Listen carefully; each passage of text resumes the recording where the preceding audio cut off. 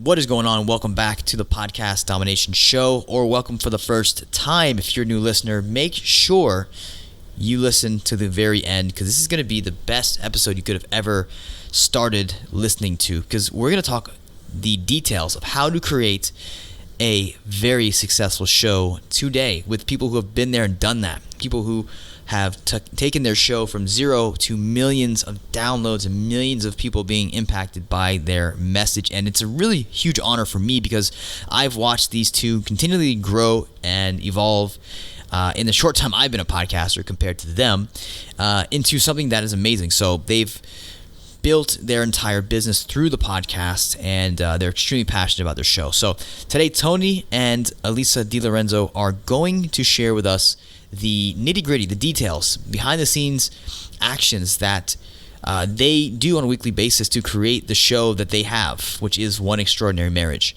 And it's very interesting, it's very simplistic, and it's very refreshing to see how something so great can be created with so little. And it's only really just those two, and I think one assistant they have, or one or two assistants at the max. And it's very interesting because they have a very successful show with not too much team or tech or anything really. It's really refreshing. Like I said, it's something you're going to be able to learn from and take some notes and be able to apply.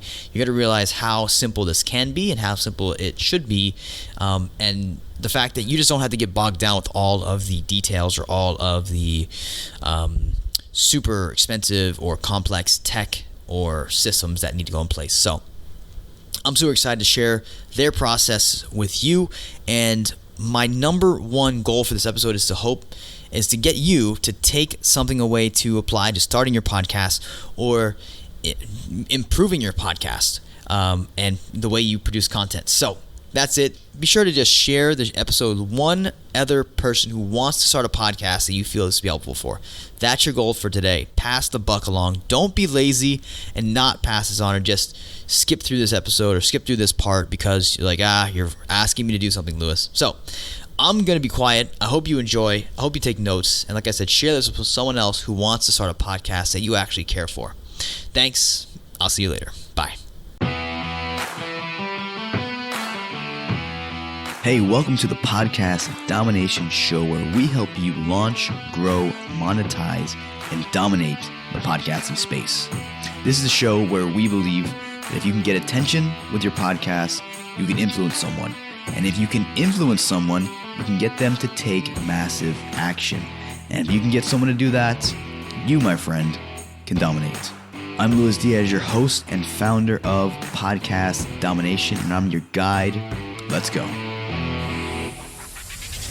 Very, very welcomed and honored to have two amazing humans with me, longtime podcasters, probably been podcasting since like I was in college or high school.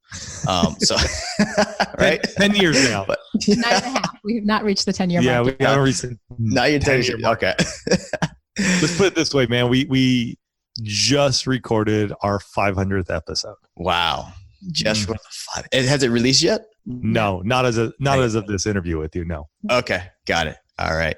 Well, for those who are listening to this, wondering who are we talking to today, we are joined by Alisa and Tony DiLorenzo from the One Extraordinary Marriage podcast, a long-standing podcast that has grown from zero to the millions. And it's really fascinating. I had Tony on the podcast a little while ago, and we talked about a plethora of things. But I don't think we discussed this on the show, Tony, but on the side conversation, we were talking about how you do production and how, things go from idea to full-blown podcasts with millions of listeners. And you were like, well, Alisa handles a lot of that. So I'm like, okay, great. We've got to get Alisa on the show because that's a big part of it. So super just honored to have you guys here. So thank you. Oh, thank you for having us. Yeah, we're totally happy to share this story because it's changed over those 9.5, almost 10 years. Mm-hmm. I bet. And I think I remember the story of, Tony, we were speaking last time of how it started when you bought the equipment and it just kind of stood there, and it was about like a good fancy door. It was a fancy door stopper. Fancy door stop. About like $800 door stopper. Yeah, right in the hallway by our garage. So like every time you walked in or out of the garage, you practically tripped over this box. And there was that day where I said, "Is this the most expensive thing that we've ever bought to sit in our hallway, or are we going to do something with this?" So from there, I guess we can take it way back there, and we can kind of go expand on where it's at today. Because I'm sure, like you said, production's changed. How you guys do the show has changed. Bringing on sponsors adds a whole other level of complexity and additional work. So, if you could take us back, how did it start from a very simplistic level, and how did you get into it? Because I'm sure there's a lot of questions you had initially starting off, like most people do. Sure. So getting started was all on my end, getting the equipment, understanding how do we set this up in iTunes, cover art, RSS feeds, where are you hosting? All of that stuff was on me. And I was totally on board. I loved it. I thought it was cool, bought all the equipment, and it did arrive. It sat there, as you guys had mentioned, and it was probably sitting there for a good 2 or 3 months. And finally, when Alisa was like, "Is this the most expensive thing that we have sitting around? Are we going to use it?" We finally got the gumptions to go, "We're going to do this." And set everything up. Back then, we lived in a 3-bedroom townhome. We had 1 bedroom for ourselves. Our 2 kids had each of the other bedrooms. So we ended up setting up, this is January 2010, which here in San Diego isn't cold, super cold, but it was still chilly. And we set up all of our stuff in the garage. That's it. We just set up. There was no soundproofing. There was no technical checks, audio checks, nothing. I started with Audacity, and I still used Audacity to this day. Amen. And yeah, it's wonderful. I love it. I sort of looked at, like, was it tweaking on the edges? And again, I'm not some, like, I don't even still understand all of it. I just make sure it looks good enough, and we're good. And that's it. We hit record.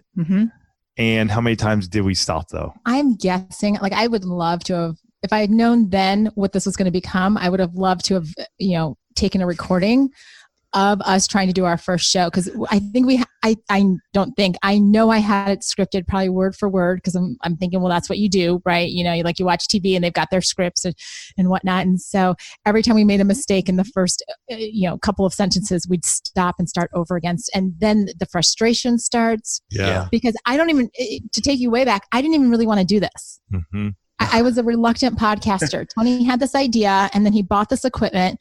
And because it was going to be, we were talking about marriage, it really necessitated being the 2 of us. Yeah. And in my mind, I'm like, it's fine. Okay. Like, I will humor my husband and we'll do 10 shows. And it's funny you bring that up, the scripting of it, because I don't even remember the scripting of that first show. For some reason, in my mind, I have this remembering of, it was there, but we knew we were just going to be talking about the 60 Days of the Sex Challenge, which is what really transformed our own marriage.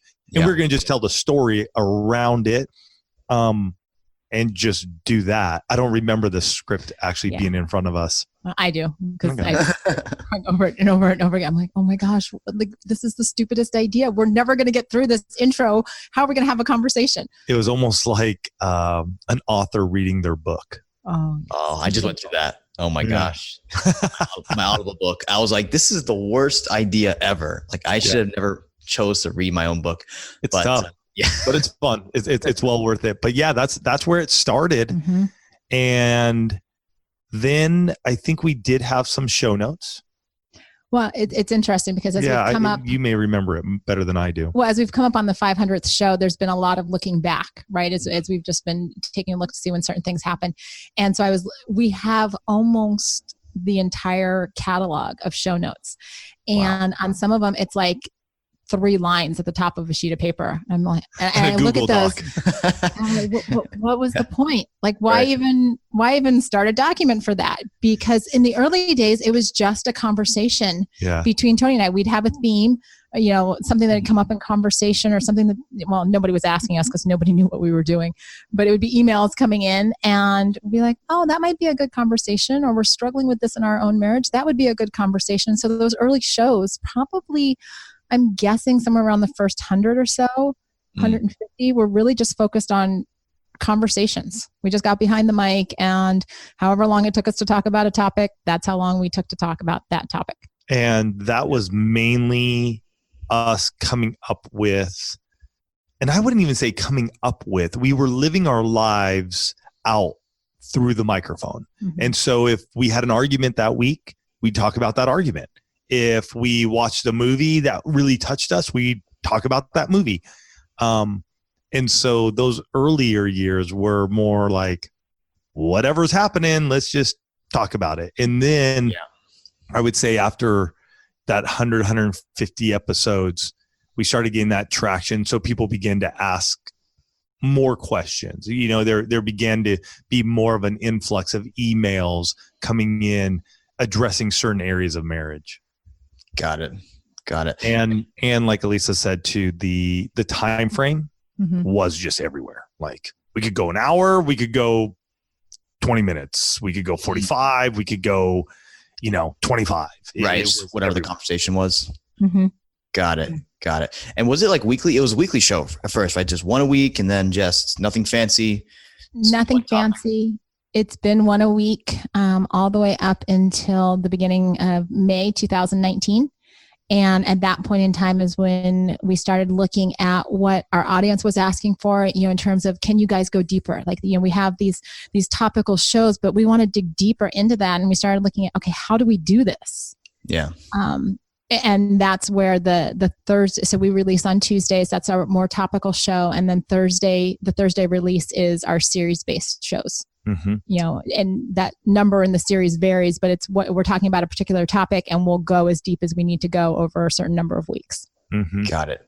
And so I want to get kind of granular and say, could you walk me through what it looks like when you guys get a really good topic?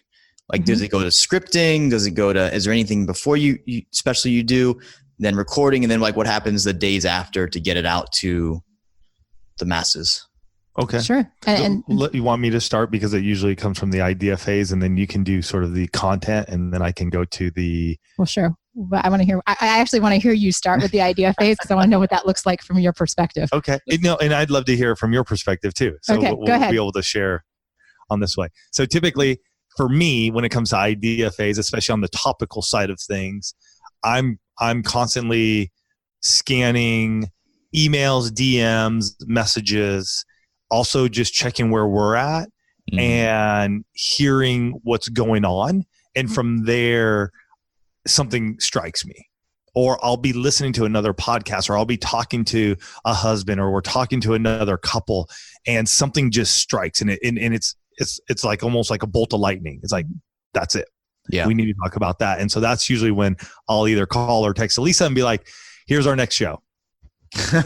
Bingo. Which makes me laugh, since I'm the one that preps all the show notes. But it's always good that he comes with the ideas. For me, I spend the majority of my time interacting with folks in terms of coaching. So I do all of the coaching at One Extraordinary Marriage. So I'm listening on a daily basis to the struggles and challenges that people face, and reading the emails, as they get filtered through our assistant, because she's always like, hey, check this one out, or you really need to respond to this one. And so we have a rule of threes here at One Extraordinary Marriage. We do. And if a topic or challenge or an issue comes up 3 times, we know that it's something that we need to bring to the one family. We need to bring to our audience, because like if one person talks about it, that could be kind of like, oh, that might be a one-off. But when we start hearing it over and over again, it's usually indicative of the fact that we need to do a show around that. And those are the shows where we get people that will say, oh my gosh, how did you know I needed to hear that? It's because we have the rule of threes. And so that's where, because we're doing the 2 shows a week, we are having those conversations around going, okay, what's the next show going to be? Tuesday, like we've said, is a really topical show, usually, dealing with sexual intimacy, physical intimacy, communication, things like that. And then around the ideas for our series, we will actually go to our Position of the Month Club, our summit partners who have a private Facebook group, and we'll ask them, what are some of the biggest areas that you want us to address? Mm-hmm. And so they come with a lot of feedback, and that's where a lot of those series come from. Yeah, and even in that idea phase, we have a notes where we'll just add topics, because I can come up with an idea and I'm like, yeah, let's do this idea. And Alisa's like, whoa, hold on. And so together we're navigating, what do we want to talk about? Because I can tend to be heavier on, especially now with the 2 episode drops every week. Tuesdays, I want it to be all about sex. Like, we got to dive into sex because I love us getting into that area where a lot of folks won't go. And Alisa's like, hey, but we also need to be talking about this because this is coming up. So let's just put that down as a upcoming show. Okay. And so we can always circle back to those as well. And then once we've got the idea, right, we'll go, okay, what does this look like? We actually, because we've built such a rapport with the One Family on Instagram, we will actually, instead of Googling what's going on in the world, we go to the One Family every week and say, hey, we're doing an upcoming show. I don't even say that anymore. They just know why I'm asking them questions. This is gold right here. For those of you who are listening, this is gold. I don't care what size of an audience you may have on Instagram, but using stories to learn what they're going through or how they approach an area. And it can be simple, like yes, no. Like we did an episode recently. We're in this series called Money and Marriage. We're talking about planning out your future. We asked them, how many of you have a financial advisor? Yes, no. Easy. We got a number. So when we do the episode and we record it, we're talking right back to them and saying, hey, by the way, here in the One Family, 25% of you have a financial advisor. And that's really where the gold is, because as podcasters, we're speaking to our tribe, right? They're engaged with you because you bring something to the table. Well, we have to know who our tribe is. And so the ability to talk to them through stories, and we don't just do the yes, no, although we do a lot of yes, no.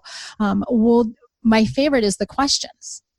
Right? Because I can throw out a topic, like when we did the show on financial planning, I said, what's the hardest part of getting, what's the hardest part of financial planning in your marriage?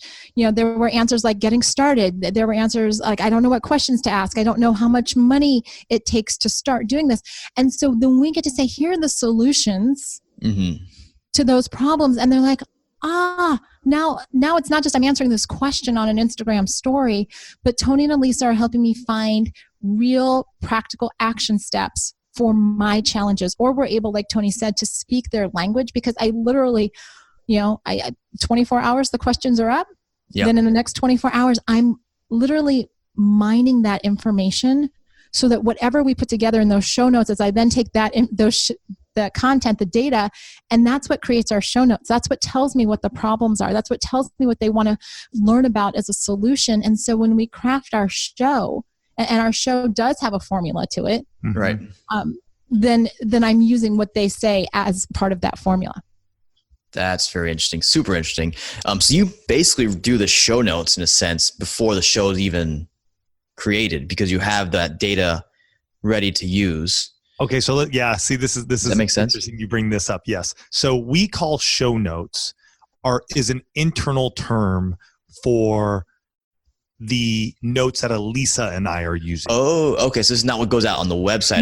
No, those are episode notes. Those are episode. Okay, good. So it's good we clarified that. Yes, yeah. So because a lot of people will call that, and so we had to clarify that because we have a new content writer and she was getting a little confused. So I had to make sure we were all on the same playing field. So for us, show notes are internal Google Docs where we put in all the information. And that's where your ideas go. So ideation to Google Doc, then you post on Instagram to get data, bring that data onto that Google Doc. From there, is that in front of you when you guys record? Yes. Oh yeah. Yes. Because when we get that data, I will literally, every show has a full set of show notes. So it will have, the title, it will have what ends up being in there too is, a link for the podcast, because this is, like Tony said, what ends up becoming that episode notes. It'll have, what our intro is. It has our opening quote. It has all of that information. And we literally both have that up as we Tony and I stand opposite of each other when we record. We both have that document up, and we're going through that document because it contains all the information for the entire show. Right. Yeah. Hey, I'm going to share. And I know you guys who are listening can't see this. It'll be in the show notes. I'm going to share this with you, the show notes. Oh, awesome. Louis, so you can see how this starts looking. Very cool. So you got 6 parts there for those who are listening. Yep, because this is our Money and Marriage. So this is the series. This is the series. So we're just, all right, this is all of it.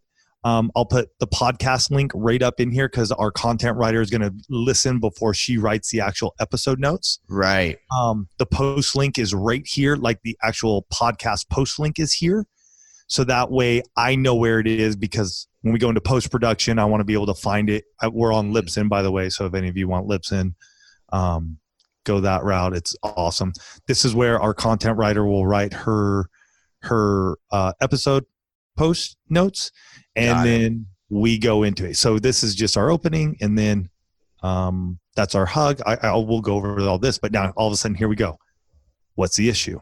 Mm-hmm. There it is. You told us buying a home, sending kids to college, having money for retirement are issues that those in the one family are facing when they're planning for the future. And then we just go all the way through, and then we're just toggling through all this. And here's our outline. And this is what we're going through as we do. Here's our sponsor. I know for you guys listening, this is a little different. Well, we just have a simple outline that goes along. It's it's the title, it's the blog post, it's the quote that we read before we read the hug. It's what's the issue. We call story time, which is just our personal, like how this has impacted us. How does this impact marriages? And then we have our sponsor read, and then we have the what do you do, or what's the action, and that's you're going to take. That's the formula for every single One Extraordinary Marriage show. Wow. So part of that is already done. Obviously, like the intro doesn't change. So some of that it's like copy and paste over, and then you build out a new amazing. That's really smart. Mm-hmm. Yeah. Really, really so smart. It's just plug and play now. Plug and play. Everything is pretty similar in the format, and it helps us to create as content creators and podcasters. Mm-hmm. We were getting stuck, I think, in the 200s a little bit, and just sort of like, what are we doing? How does this really work out? And once we got into a rhythm and understood what we were doing, it really helped us to propel us behind the microphones. And we feel like it helped us to reach more marriages as well. Mm-hmm. Interesting. So when you say you got stuck in the 200s, was it like you were running out of content, or running out of you feel like everything was kind of similar? I feel like I've gotten that in the past where I've gotten over 100 on certain shows. I'm like, didn't I already talk about that? Or didn't we talk about this 20 episodes ago? Or it's like, you know what I mean? It's starting to all feel the same. Is that what you meant, or am I off? That's part of it. I mean, there have probably been, I would guess, in the 500 shows that we've done, probably about 10 episodes where we're like, gosh, what are we going to talk about this week? But 10 out of 500, it's not bad. It's not too bad. But it's also, as we look at this and say, okay, how do we present information to the one family, right? Mm-hmm. And one of the things that you just said there, haven't I just said this? We actually did a survey as we were preparing for the 500th show, and we asked them, how long have you been listening? Oh, that's a good question. Because when you've done 500 shows, and you get a lot of people that say, well, I've been, we know that there are a lot of folks that have listened since the beginning, but I was curious, what is this pulse right now? And I had people respond back that have listened, been listening since last week, all the way to the beginning. But then I took, again, where do you get your data from? Well, you want to get your data from the people that are engaged with you. So I took all of those numbers. We had, I think, almost 200 responses. Just to that one question, which, for a question like that, great response, right? Yeah. And the average was 9 months. So all of those early shows, they may not have listened to. Yeah. And even if they have listened to it and we feel like we're doing it again, we're different people than we were when we started recording in 2010. Very true.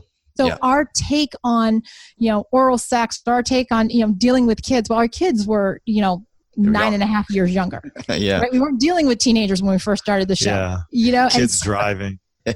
All of these different things. And so I think what we have to remember as podcasters is that while we may feel like we're tackling a topic again, because we're not the same people, it's different. Our take on it's going to be different. And if we remember that if we're doing our jobs well, there are always new listeners coming on board and they haven't heard it yet. Yeah. Right. So it's new to them. Yeah. Yeah, exactly. What are some of the biggest questions you're getting from new people who come into your world? Like, did they reach out and ask anything about the old episodes, or did they ask anything about like, hey, I love this show. How do I get more? Like, what are some of the things coming through the lines in that regard? Yeah. I mean, a lot of folks will come in and be like, oh my gosh, my friend just shared this with me and I started listening and I had to go to the beginning and just hear the story. Because we're telling a story, obviously, over the last 9.5 years of our marriage. And so with that, it is trickier. I mean, we're working through that as we speak, Louis, in all honesty, because where people are finding us in different places, the distribution channels have grown. Yeah. And so some have it all the way from the beginning, some don't. And so we're working on that. It's a tough one because it's also from a standpoint of how are we making the search better on our own site? Mm-hmm. Are there ways that we can get what they really need and deliver that into a product? In all honesty, because when you get to this big, it's a lot of stuff, a lot of content. It's just a lot. And some people they love just running through it, and others are, hey, I just need this right now. And so we're really wading through that and how do we do that? A lot of times if people reach out to us, we say, hey, there's a little search bar right up over here. Just put forgiveness in there, put trust in there, put sex in there, whatever you need to look up. And our search isn't the best. That's something I just even had a conversation with someone this week about. It's not the best, but it's better than nothing. Yeah. Well, and I think the other thing too is, when you get up into those hundreds of shows, people don't know where to get started. Mm-hmm. No, they don't know where to begin. Even a top 10 episode, I feel like at this point would be awesome. Top 10, if you want to start with sex, like top 10 best sex episode we've ever produced. Top 10 best handling money.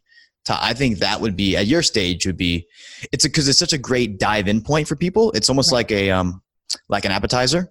Mm-hmm. Yeah, that is good. And it's easy to pull together. That's an easy one to do because, and like you said, a top 10 is intriguing even to me. I see that at times. I'm like, hey, top 10, sweet. I want to see what the top 10, whatever it may be. Yeah. So that would be an interesting take, and having those prevalent and being able to share those would be helpful, I think. Yeah. And you can ask your audience too on Instagram. We have. They'll do it all for you at this point. Yes. That's where the magic is right now. I really think for us as podcast creators, go to them, learn, listen. For those of you who are maybe more business focused, I know your platforms are changing.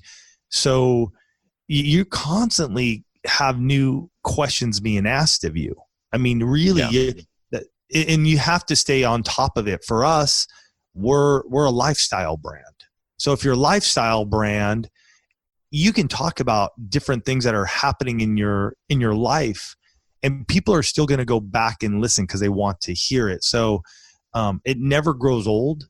You just got to think outside your box. For those of you who maybe have been doing interviewing and it's getting old, right. Start doing a show by yourself once every so often, and just sharing your insights of what you're discussing and what topic you're on. Alisa and I have only done one episode where we interviewed another couple in 500 episodes. So it's always been just Alisa and I for 499 episodes. That's impressive. I mean, some people, I feel like interviewing sometimes is almost like a lazy way. It's fun and it's great connection and it's awesome. It does seem lazy in some sense when people are always doing it. And their audience kind of wants them, right? Like their personal brand, and they just interview other people. It's like, wait a minute, they come for you, not, person XYZ. So I wanted to. And I think it's going to be a shift. I think there's a shift, and I think there was a time when interviews were huge. True. But I think like shows like yours, which are diving into deeper areas that are much different and not just staying on a surface level, are big. Those ones that just get sort of the folks that are just doing the rounds. Yeah.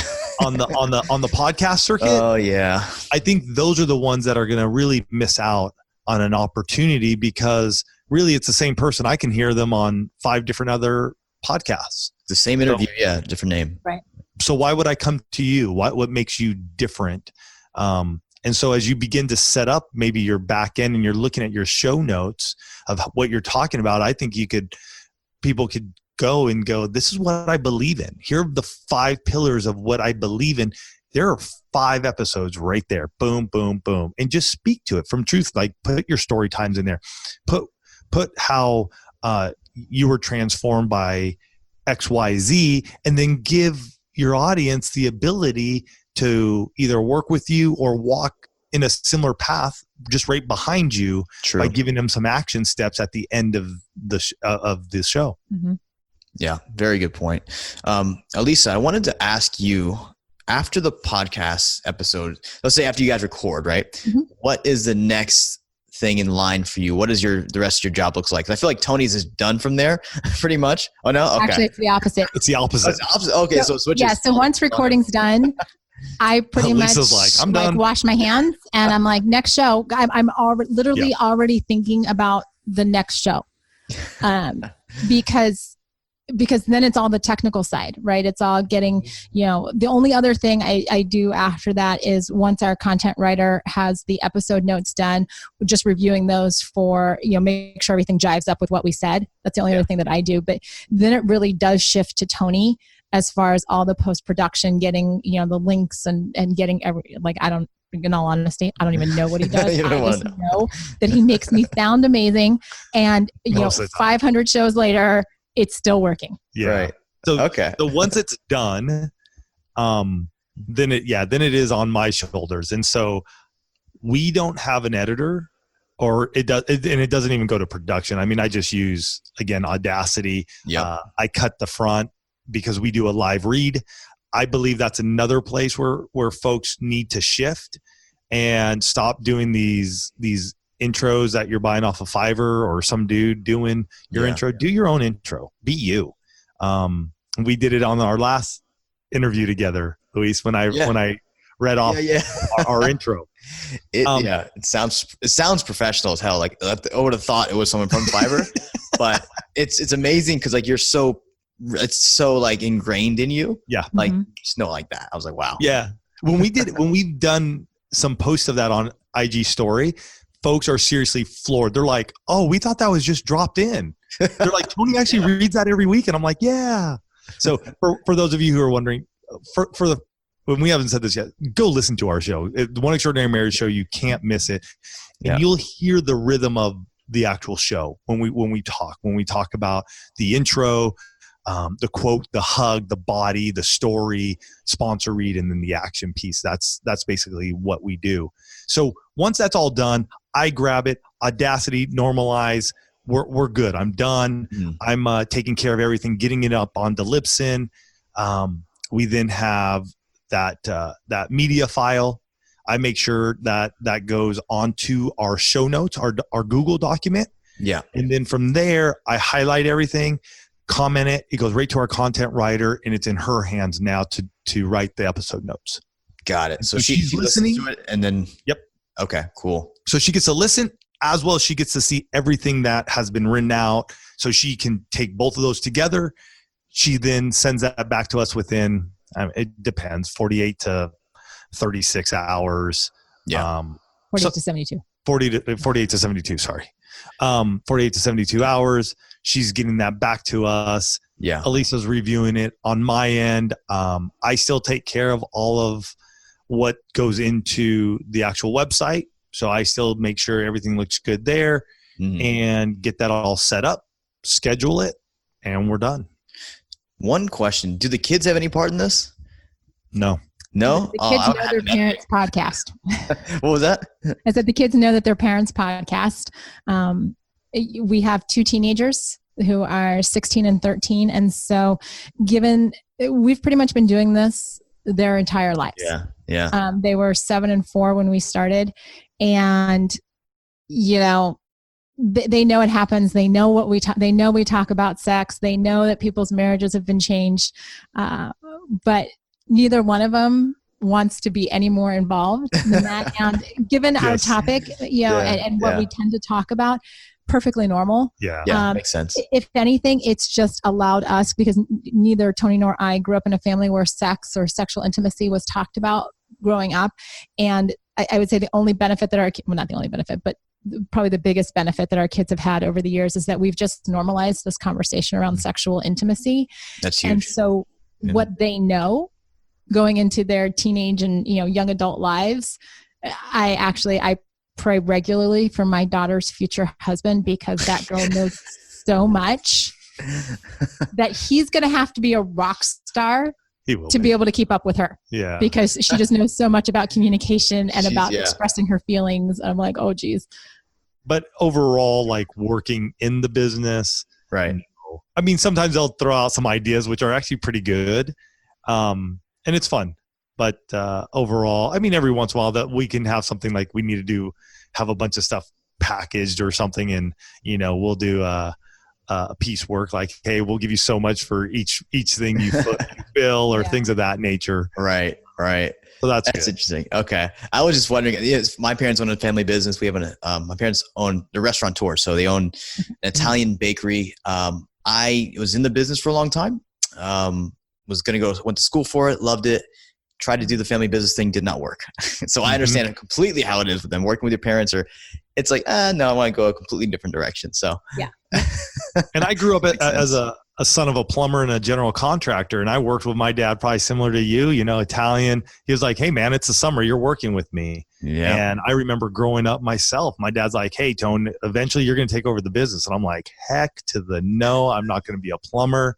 I'm doing this just to make some money during the summer, so I have money during school. So totally understand. And I think many of us can go down that route. I do share with our kids, and one thing I do love about it is we and I say, when I say we, Alisa and I grew up in this age of content and information, and what does that look like, and what does it mean to really do something that you love and build a business around it. Yeah.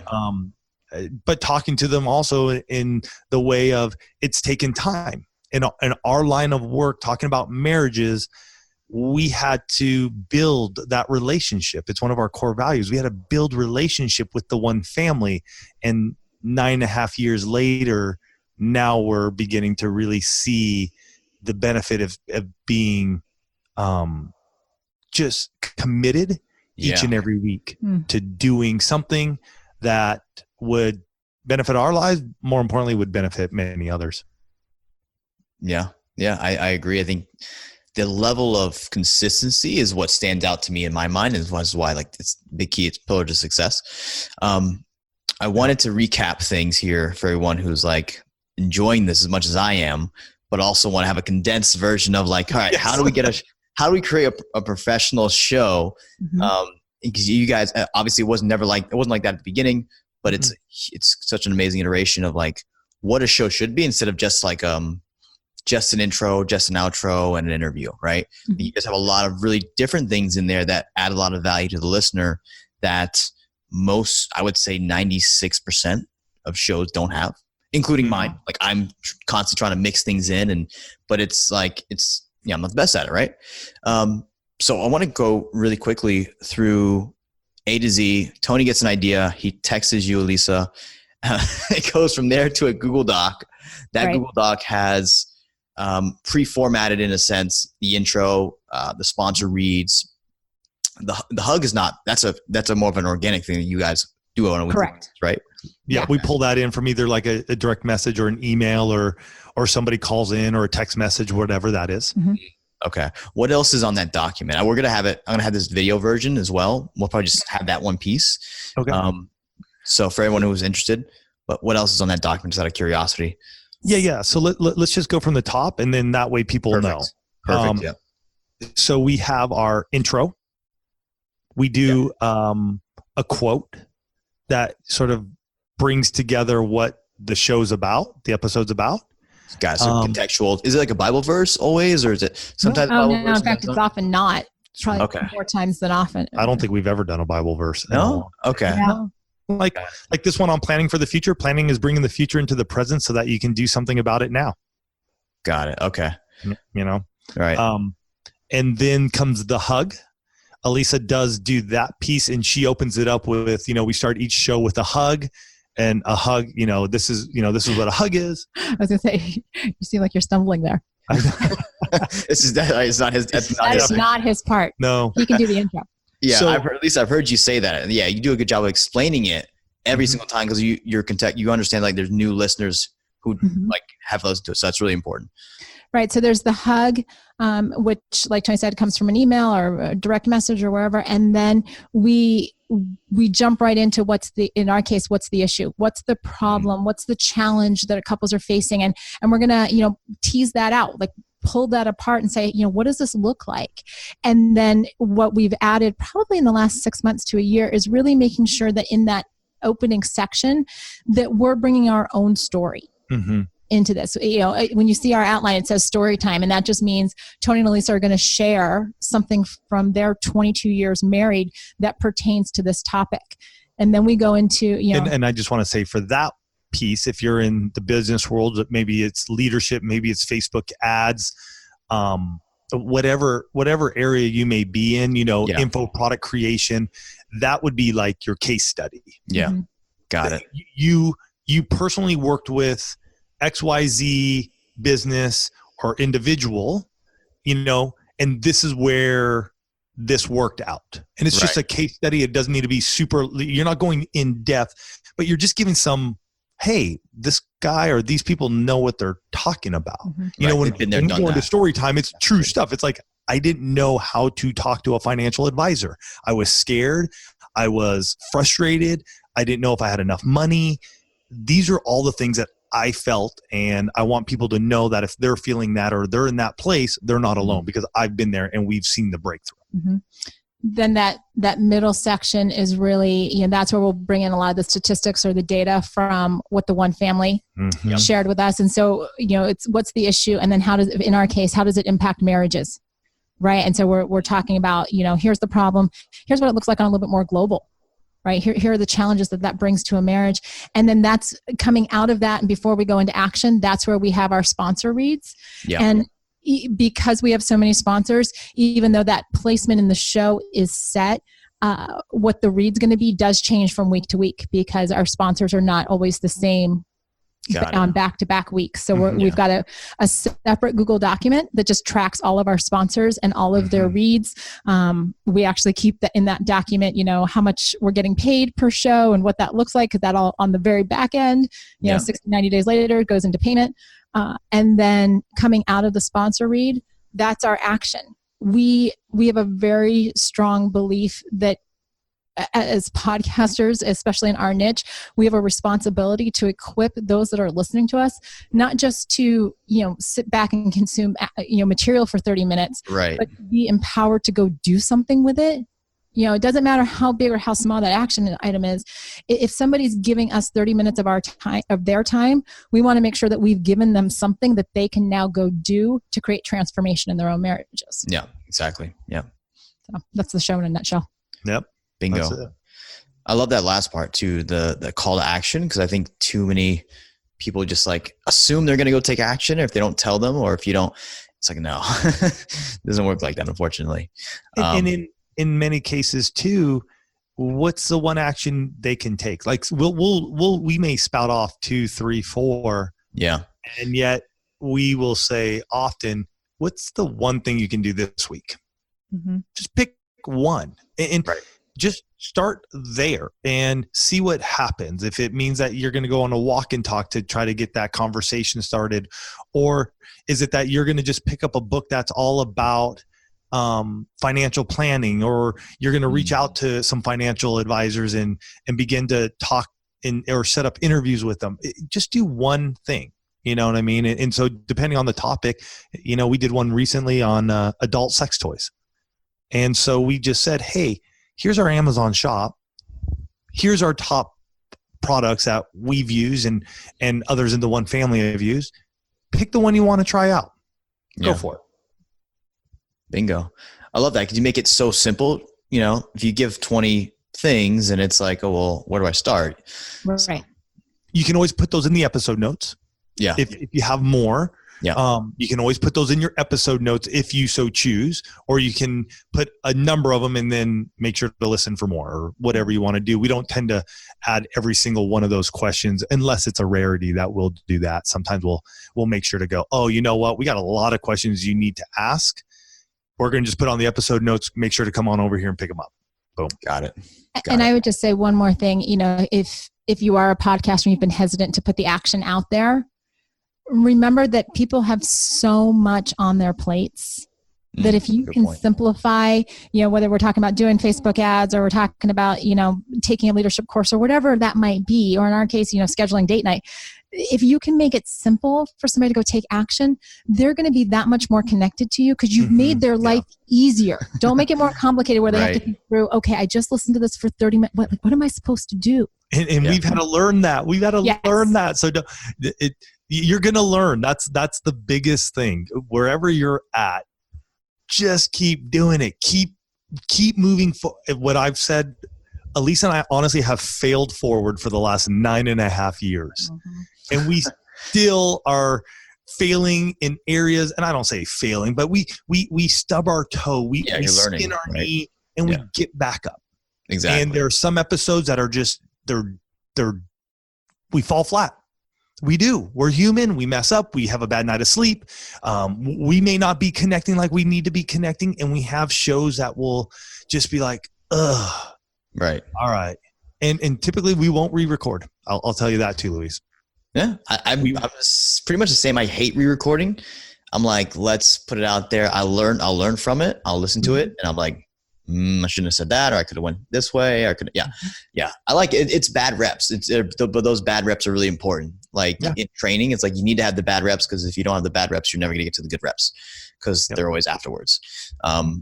So can I say one more thing about our time frame too, just real quick? Yeah. So currently now, when you see everything, that is typically a 30-minute episode.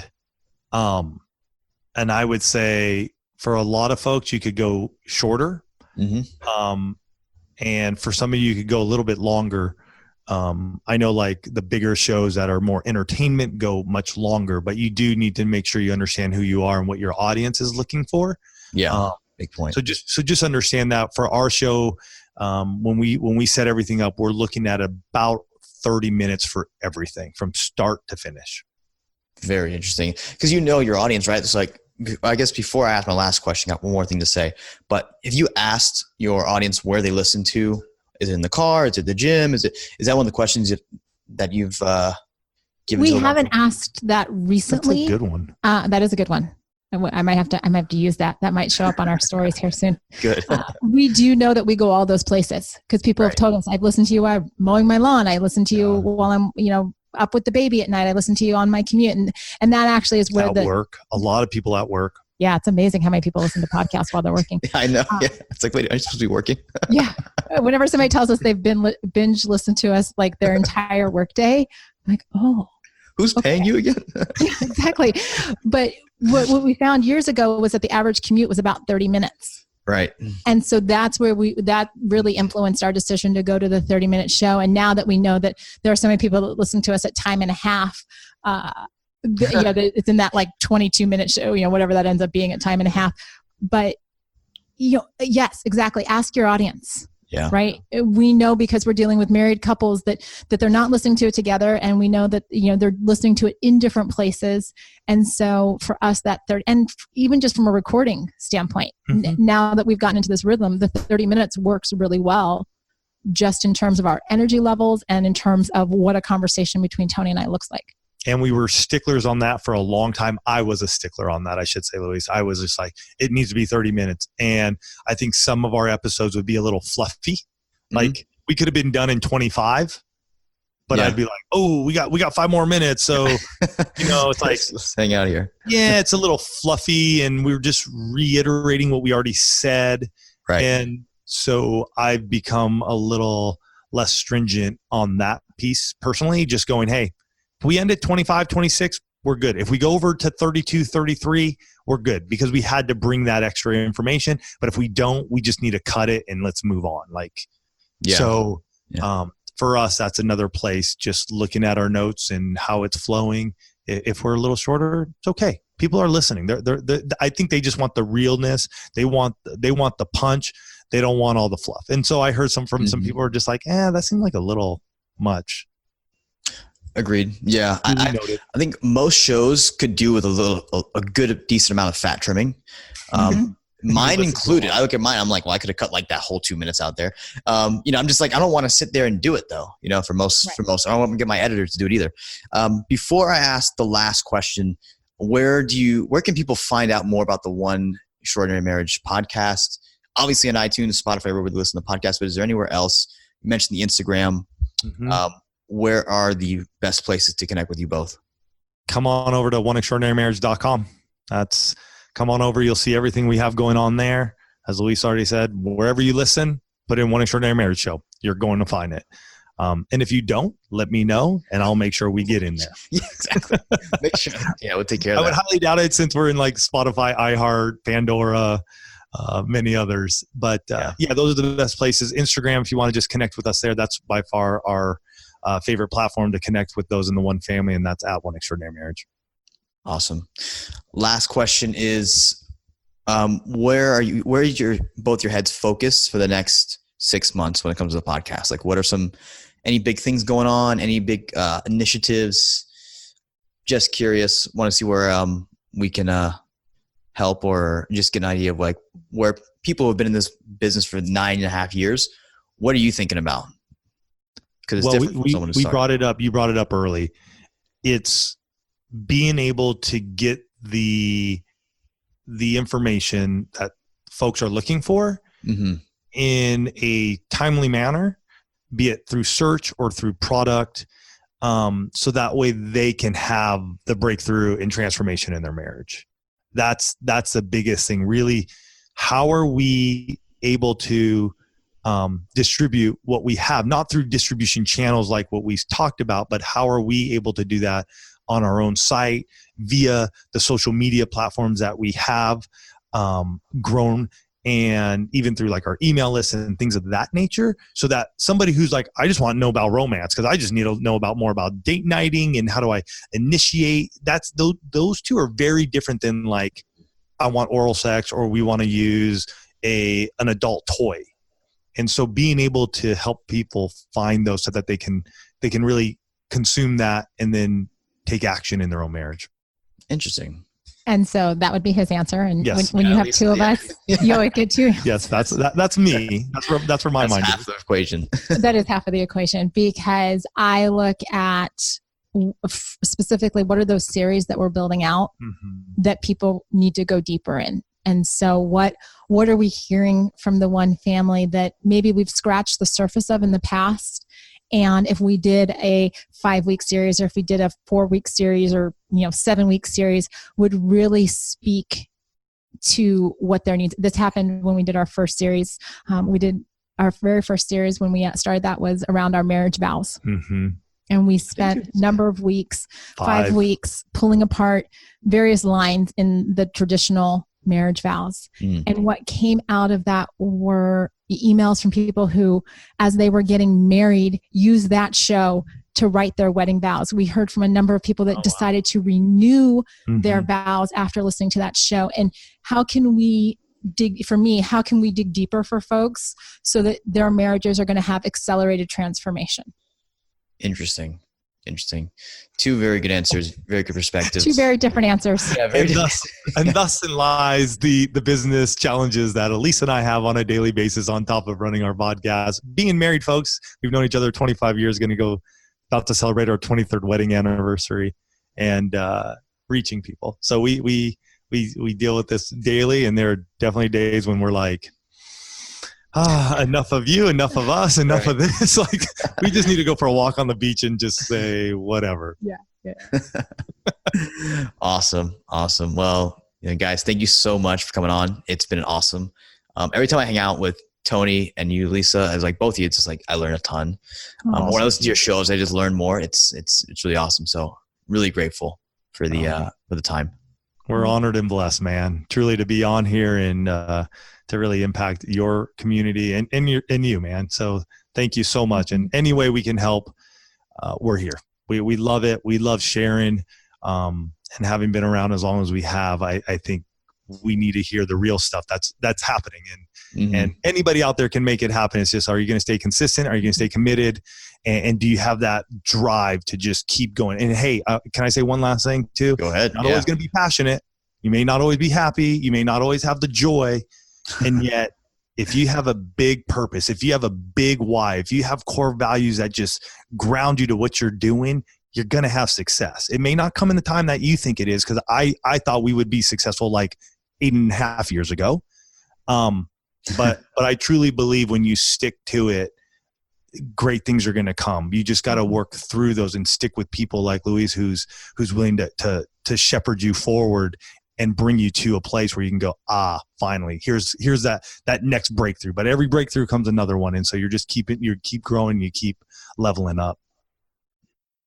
Love it. I can't say anything else. So Lisa, unless you have something to top that, I mean, it doesn't often happen that he takes the last word. So I'm just going to let him have it. Okay. Oh, I get the last word in bed. There we go. We're done. I love it. All right, guys. Thank you again. For those listening, make sure you subscribe to One Extraordinary Marriage. You are missing out. Single, married, or otherwise, it's going to show that's going to help you tremendously. So I appreciate it, guys. Thank you. Love you guys. Thank you. Hey, and don't forget, I have a number of free bonuses for you. These are free templates, guides, and stuff that I've actually included in my recent book, How to Get Your First 100,000 Downloads in 100 Days. But you don't even have to buy the book. I'm just going to give this to you for free. All you have to do is go to LuisRyan, LuisRyan.com/book. There is a simple form where you fill out your name and your email, and you get a ton of free stuff, all the templates and guides that I included in the book, but you don't have to buy the book. So you're saving yourself a chunk of money that literally will take you probably less than 2 minutes to accomplish or perform. So enjoy that. That's my gift to you. Use it. Don't just let it fall by the wayside, and I'll see you on the next episode.